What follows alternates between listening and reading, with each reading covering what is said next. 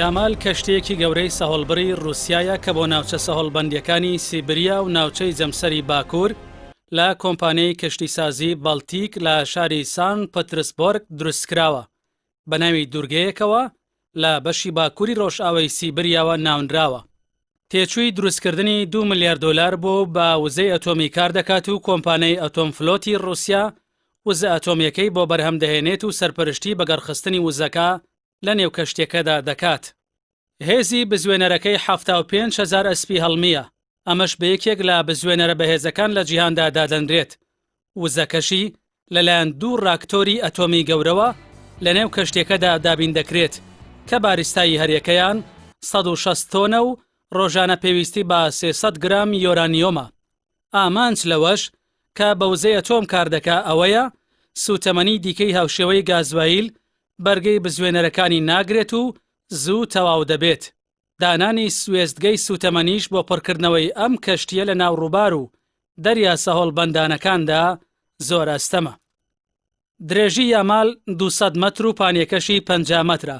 ئەستورایی پەیکەری کەشتێکە و مشارەکەی بەشی پێشەوەی کە بۆ بڕین و شکاندنی سەهۆڵ بەکاردێ دەکاتە نزیکەی 5 سانتیمەتر و لە بەشەکانی دیکەدا بۆ 25 میلیمەتر دادەبەزێت.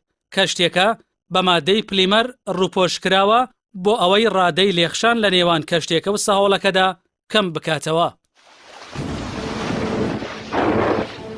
یامال توانای گواستنەوەی کاڵا و شمەکی زۆرە و لە توانایدا هەیە تا 100,000 تۆن بار بگوازێتەوە و بە جۆرێک دروستکراوە لە هەموو وەرز و کەش و هەوایەکدا ئەرکەکانی خۆی بەجێ بهێنێت و توانای تێکشکانی ئەو تاشە سەهۆڵانەشی هەیە کە دێنە بەردەمی.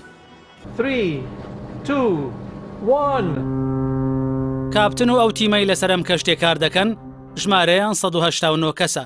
دەتوانێت بە خێرایی 38 کیلۆمەتر لە کاتژمێرێکدا ڕێبکات و سەهۆڵەکانی بەردەمی ڕابماڵێ. توانای ئەوەشی هەیە بەسەر سەهۆڵبەندانەکەدا بڕوات و بەهۆی کێشی قورسیەوە سەهۆڵەکە تێک بشکێنێت کە بەشێک لەو سەهۆڵانە ئەستوریان لە 4 بۆ 6 مەتر دەبێت.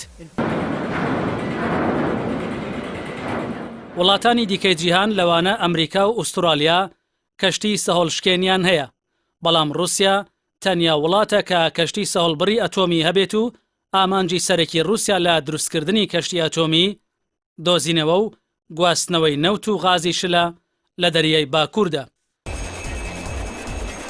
کەشتی یامال توانای نیشتنەوەی هەلیکۆپتەر لەسەری هەیە و بۆ هەر ئەرکێک کە پێی دەسپێرێت لە پێشدا سوود لەم هەلیکۆپتەرانە وەردەگیرێ بۆ ئەوەی زانیاری لەبارەی سەهۆڵەکەوە بە کەشتێکە بگەێنێت. لە ئێستاشدا ئارکەکانی یامال فراوانتر بوون و زۆرجار بۆ بازرگانیکردنی ئەو کەشتیانەی دووچاری تاشە سەهۆڵ و ڕێونبوون و پەککەوتن بوونەتەوە سوودی لێوەردەگیرێت. بەهۆی داواکاری خواست لەسەری گەشت بۆ گەشتیاران ڕێکدەخات، دەیان تیمی لێکۆڵینەوەشی بۆ مەبەستی جۆرا و جۆر بۆ ناوچە بەستەڵەکەکان گواستووەتەوە.